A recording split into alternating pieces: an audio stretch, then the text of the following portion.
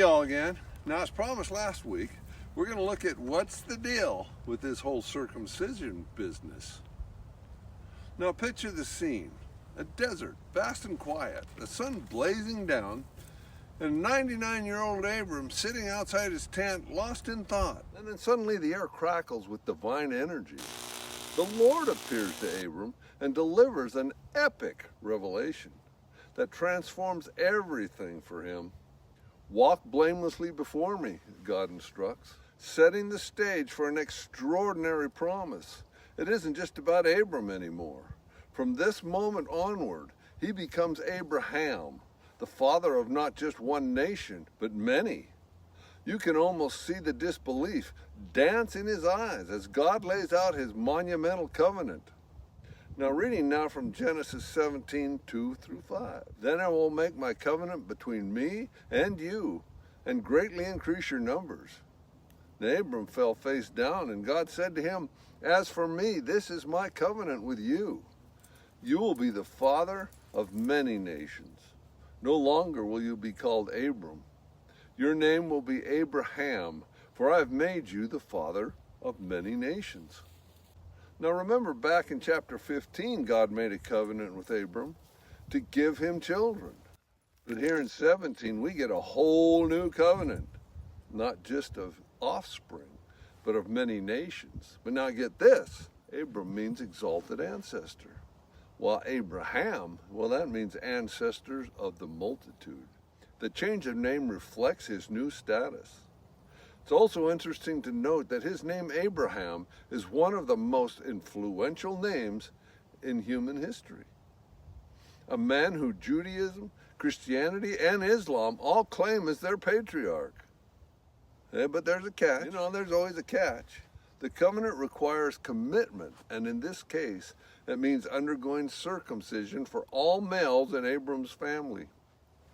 Now the stakes are high too. Failure to comply, well, that means being cut off from the community, like a bad apple that just doesn't fit in the basket. Now, just when you think that things couldn't get any more surprising or weird, God begins on a whole new topic and speaks about women. Abraham's wife, Sarai, is now to be called Sarah. God has big plans for Sarah too, promising that she will give birth to the son who will be a cornerstone of the nations that will rise up from Abraham's lineage. Now, can you imagine that? A 90-year-old woman is told she's about to become a mom.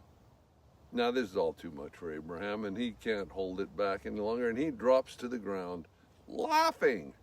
It's a mixture of joy and disbelief.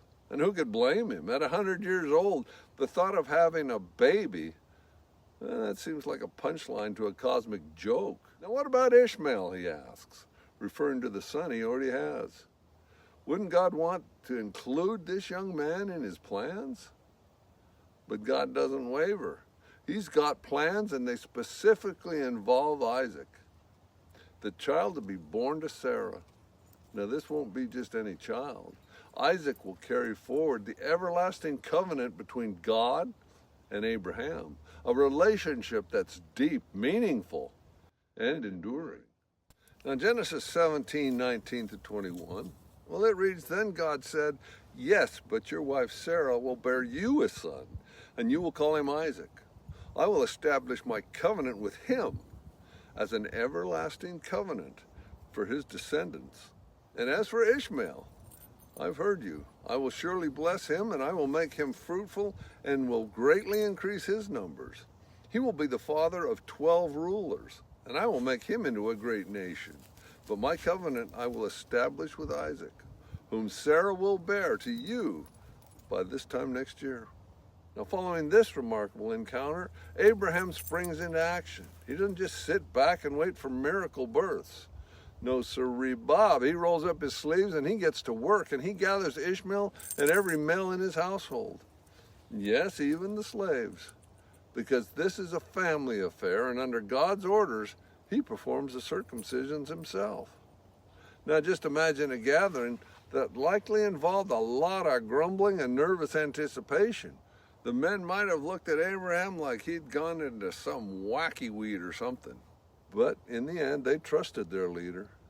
even though the demand was more than a little unconventional. As Abraham fulfills his vital act, it marks a new chapter for his family and their relationship with God.